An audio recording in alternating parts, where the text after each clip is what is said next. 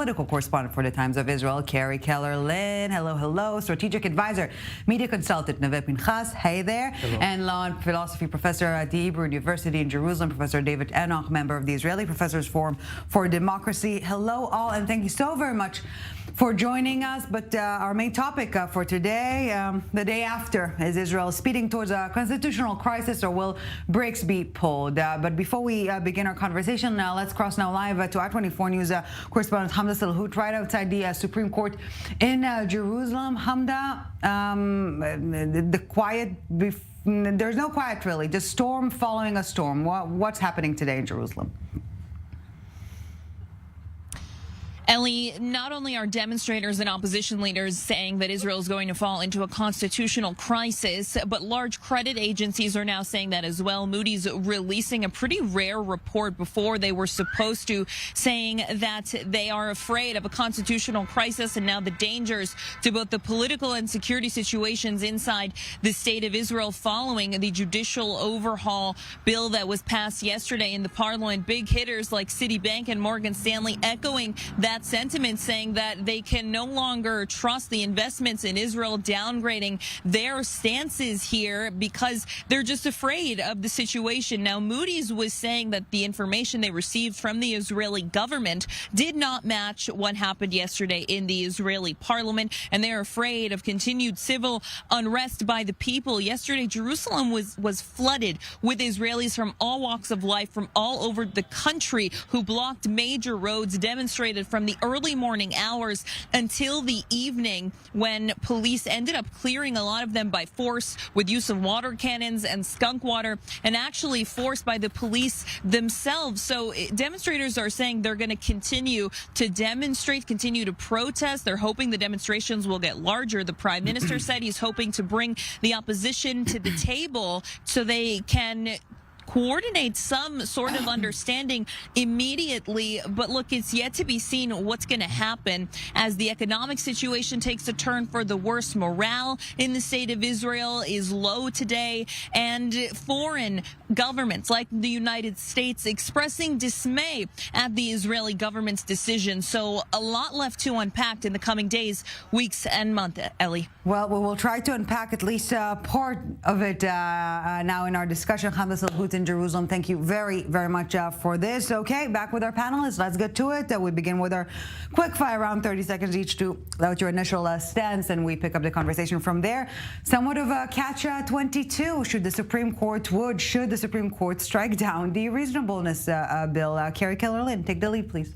Well, whatever the Supreme Court decides to do, it would be incredibly setting a new precedent should it strike it down. Because although the court has struck down 23 laws or parts of laws since it passed its own judicial review standard, it has never struck down a basic law. And in fact, the reasonableness clause might not be the first big test for that. It might actually be a different law that the coalition passed that would protect Netanyahu from being sent to a forced leave of absence. That actually might be the real test as to whether or not the Supreme Court will invalidate basic law. What the Supreme Court decides, it will set a precedent. Neve Pinhas, your take. Hey, I think the debate itself is taking in the wrong subject. I mean, this is the technical stuff in the Supreme Court, but it's symbolized something else.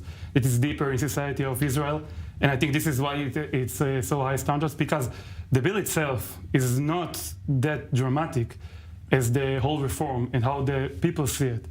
So I think that the problem to say this sentence that the Supreme Court need or should be by this subject to deal with this subject, this is, I think, the problem. The symbol is a bigger problem. This is why the reform was needed.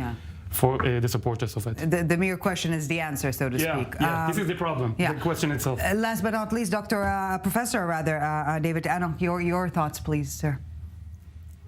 The court should absolutely strike down this legislation. It's both, the so-called amendment is both substantively and procedurally deeply flawed and in itself. And furthermore, it's a part, as everyone in the coalition pretty much says explicitly, it's a part of a much bigger program that spells the end of Israeli democracy. Any decent person should do whatever in their power to stop it. The court should certainly do so. Okay, and on that note, lady, gentlemen, let's feel free to interact, please, to engage in a conversation. Okay. Please. Yes, can I ask you, please, what you think the end game of it? What you just say? If you think the Supreme Court will intervene in this subject, what do you think will follow afterwards? I still hope, although perhaps somewhat against the evidence, that the executive branch will follow Supreme Court's decisions. If so, the end game or the sort of, I actually don't believe in end games. I think all of these things are complex processes and there is no end at any point. But the next stage could be a somewhat more sane stage. If the executive branch behaves as they should. If they do not, we may reach a constitutional crisis. That will be terrible news for Israel. Yeah, but why go? Sorry to interrupt. Much worse news for Israel if the court loses. Yeah, but sorry to interrupt you. I'm sorry to interrupt, but why go there? Why, if we think together, let's sum it up to the people, okay? Do we agree that in a society in Israel right now, majority of people pro the reform and against the reform are for some kind of change in the judicial, in the court system, judicial reform? Yes, but you're talking about completely different things. Some people want, we're all calling it judicial reform, okay, but some people want to fundamentally change Israel's system of governance, and others want to change the way that citizen services are provided. And so a lot of people talk about judicial reform and paint in the same brush, but people who are against this government overhaul are saying, we need to focus on the way that we provide services to citizens. We need to appoint judges. Your point is exactly, you said people who oppose the government. I think... No, I said the government's overhaul. Please I got you.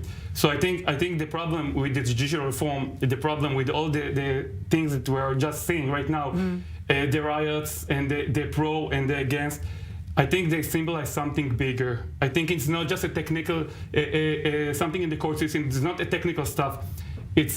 I think we have lack of empathy. I think this is the problem in all these subjects. We can go to discuss this. No, you cannot lead the discussion down that road. Why not? It's not about lack of empathy, certainly not on the side of people who are willing to spend days after days in a really hot Israeli July sun to fight against these horrible so-called reforms. The problem is that this government, for all sorts of reasons that we may or may not have the time to talk about, is doing whatever in its power to render Israel at best a Hungary or Poland style sort of democracy. Right, but David, the question is to why. The question is why, and I think Neve had a point in that it's not really about, it is about governance, but that's kind of the symptom, not the deeper problem. But I disagree that's empathy. I think that the problem is it's a power struggle. It's a power struggle over two different visions of what Israel should look like. And I think that the unfortunate consequence is that one of the visions of Israel runs up against what is defined as liberal democracy, and that's the problem that Israel is fighting. And the other one, there is two sides. Do you have empathy? Do you have empathy? I'm truly asking you. I will not play that. I will not play. You know why you don't want to play it? This is the problem right now in Israel, that you don't want to play, don't want to discuss. The people who are against. Is that your side. Yes. The problem is that your side of this discussion. My side is Israel. I'm not going right or left. Gentlemen, we want to hear both of you, please. But Professor Enoch. Don't put me not on our side. I'm the side of Israel. I'm speaking right now about the problem we have as a country. Me, you, and all the citizens of Israel right now. There is two sides to this coin. The two sides clashing to each other. Yesterday was a very sad day in Israel. Very sad day. Everybody saw this protest. You see these people cry their lives out. They really truly believe, and I believe them. I believe that this is what they feel. They really truly believe that we are going to a dictatorship. The legislation yesterday was just symbolized. Everybody knows that this. Look, I can't fight this from afar. Either I get a chance to talk. Please, Professor Enoch, please. Go. Okay, thank you. I also don't know what the rules are exactly on I-24 News, so I don't know if I'm allowed to say bullshit. But I'm going to call bullshit. Okay. Because it's impossible. It's just impossible for this side of the debate, and we see this again and again and again, to use the most powerful kind of techniques. Absolutely. Wait, let's allow the professor. Please, Neve, please. Anything resembling decent procedure, or certainly in anything by way of decent democratic procedures or democratic values, and then to be really nice about it and talk about empathy. I don't buy it for a second. I'm sure no one in our viewers does either. What do you prefer? That's why I ask you what the end game. What do you prefer? You don't even know what's going to happen. Don't you suffer from what you're saying right now? I'll tell you exactly what I prefer. Yeah. I prefer rational argumentation having to do with such things as the value of equality or the value of liberty and autonomy, or what is it that makes democracy of value and liberal democracy of value and what we are fighting over, or the ways in which Hungary and Poland are not a good vision for my country or for yours or for any country. But you don't want to decide. You are not the one to decide. I'm so sorry for you. You are not the one to decide. And way about empathy and unity when in the same time you have your boot over my neck. You are patronizing with your values about other people. Not what you see is the truth. There is another side who suffer no less. There is a reason this reform came to be. There's a reason this, how is this bill called? It's called the reasonable bill, right? Reasonableness. The reasonableness. Mm-hmm. Okay. What is reasonable for you, maybe not reasonable for me. It is objective. Yes, but there is a one country here, no two-state solution for Israel internally. That's why we're going to elections. We talk about reasonableness like it's some sort of nebulous concept in the clouds. That's not totally true. The reasonableness standard is meant to balance between political interests and professional considerations. Wait. Let's allow Carrie to conclude. Yes, please. Continue. Right, and so the reasonableness standard is not the issue. The issue is what's coming down the line, and what the coalition is very clear about what it intends. And it intends a plan that will fully render judicial checks on political control weakened. Okay. And this is important because we live in a state without a constitution and that fundamentally only has two branches of power because the Knesset and the government are fundamentally the same. And so you're saying that people are upset with the judicial system and how it's been, and that is totally fine. And you want to talk about empathy? I have empathy for that. But the way to do it is not by undermining the rule of law. Amazing what you just said. I agree, 90% agree. I just give you the other side of this situation, okay? Listen to me. What's his name? Professor David Enoch. Professor David. Listen to me. Let me ask you, as an Israeli, okay? I told you I don't want to speak about left and right because I see suffering on both sides. And I think, do you want a consent? Do you want to come to the talks? What do you think about the consent and the talks? What do you think about it? You're not actually talking about the substantive matters. You're just talking about this idea of national unity, which is deeply the substantial matter is right now. Okay. Explain to me. Amazing. No. Okay, Neve. We're nearing the end of the first part of our conversation. Professor Enoch, please wrap it up for us before we need to take a break. Yeah, well, first of all, if you want to talk empathy, why don't you have a look at the pictures in Parliament of the people who were responsible for this horrendous amendment and how they were smiling about it, really, with a lot of empathy for the pain of the Democratic camp. But again, putting things in terms of empathy, of course, empathy is important. Everyone suffers, sure. So but have a consent. Remove your boots from the Democratic neck before you start playing nice. Okay, I got you. Listen, you just making Israel divided more. If we want Israel united, we need to do I'm not different. making anything. You have the power and you are badly abusing it. I don't have no power. We have the power. We have the power. It's a democracy. It's a democracy. You don't want the one to decide. You are not the one to decide. On that note, we will take a deep breath and perhaps recalibrate a bit. We are taking a short break, but we will be back with more of this discussion on the present, perhaps also past, and most notably future of the state of Israel. So do not go anywhere. Our panelists are staying with us, and so should you. Welcome back to the summit. Still with us, Carrie Keller-Lynn, Neve Pinhas, and Professor David Enoch. Thank you all very much for staying with us. We're also, of course, staying on topic. But before we get back to our conversation, clear-minded or out of his mind, can Benjamin Netanyahu regain control over the shattered country? Let's take a listen. In the coming days, the coalition will contact the opposition in order to hold a dialogue between us. We are ready to discuss everything immediately and do it in the round of talks during the recess and reach a comprehensive agreement on everything. And if necessary, we will add more time until the end of November. It is more than enough time to reach an agreement on everything. All right, another quick fire round, 30 seconds each. Israel's guardian or its terminator, Benjamin Netanyahu, that is, of course. Professor David Enoch, please take the lead. Your 30 seconds are on. I don't believe that politicians are either best seen as guardians or as terminators, but he creates terrible, terrible harm. The statement that you just aired is, of course, that no one, absolutely no one, believes a word this man is saying.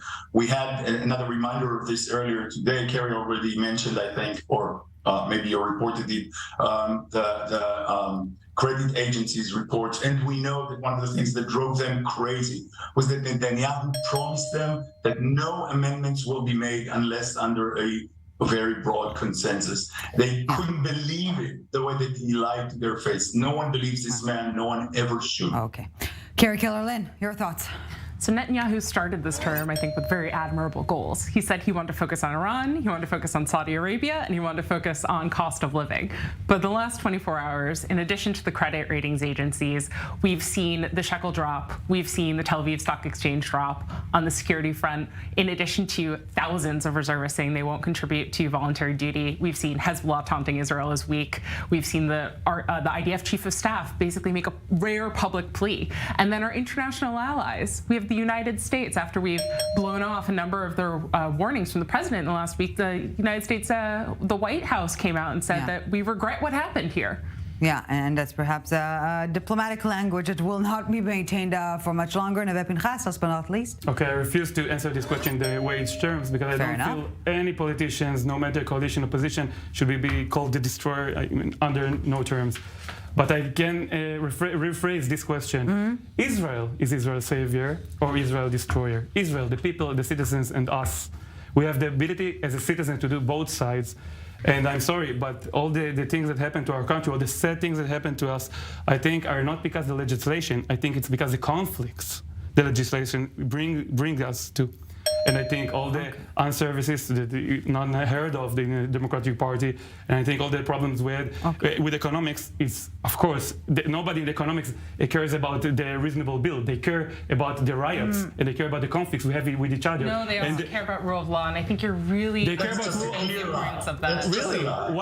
What is in this bill, in the reasonable bill, came us to dictatorship or hurt the economics? Explain it to me. It makes it easier to fire their attorney general. What again? It makes it easier to fire their attorney general. It authorizes basically the justice minister to not convene the Judicial Appointments Committee. And more than that, what it does, and this is what's very clear to legal scholars, even on the conservative side of the spectrum, if you remove the specter of having to meet the court and answer the court for reasonableness, it takes away the onus on politicians before they even make these decisions to act, quote, reasonably, meaning balancing political with professional interests. Let me give you the other side of this. And there's more.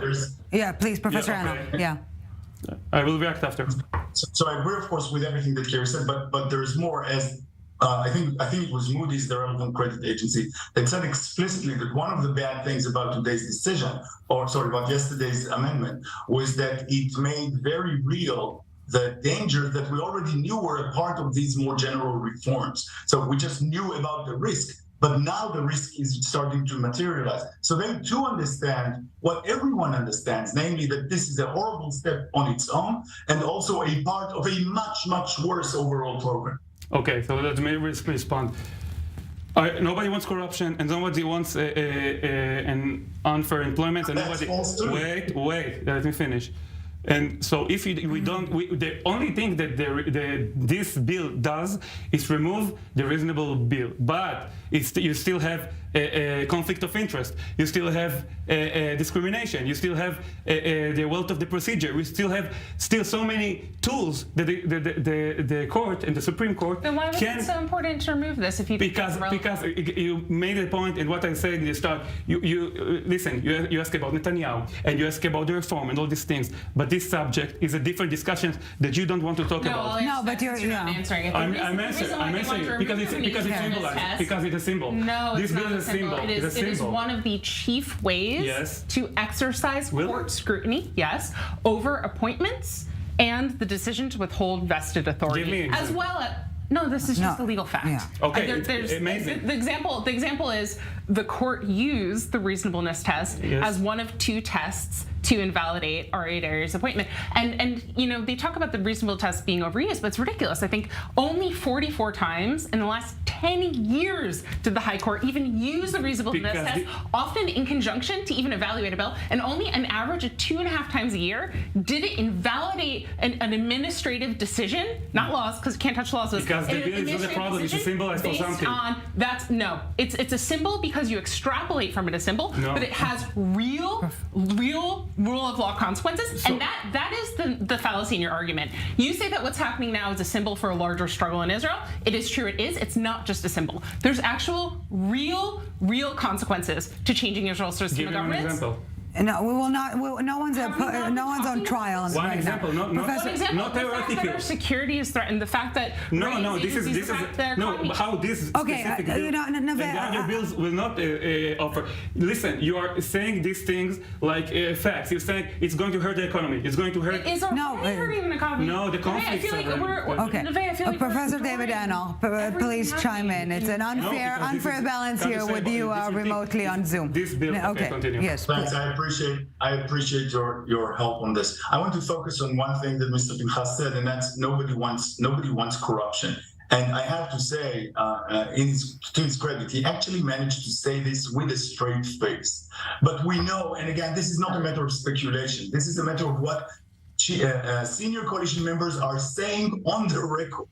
We know that they wanted partly in order to allow the reappointment of Mr. Deri to government. We know that is a person who has been convicted twice of corruption. We know that the prime minister is under several indictments for corruption. It's a political and we thing. know that this is a huge part of his motivation to play this game. We know that a record number of cabinet members in this government are either have been indicted or under investigations. We know that the people they appoint to all these roles are. And we know that one of the major significant ways in which a reasonableness criterion is significant is precisely in delimiting appointments and do you want a consent? Firing. Do you want we a consent? All of that is all there. Do you want a consent? Nobody wants appointment. And do you want a consent? Do you want a consent about this subject? That's a contradiction you can get. Do you want a consent about this subject? Do you think we need a consent between coalition and opposition? The coalition is now at 64 mandates. That's actually an important point. Yes, I want a consensus about everything. Thank you. But the consensus is not, wait,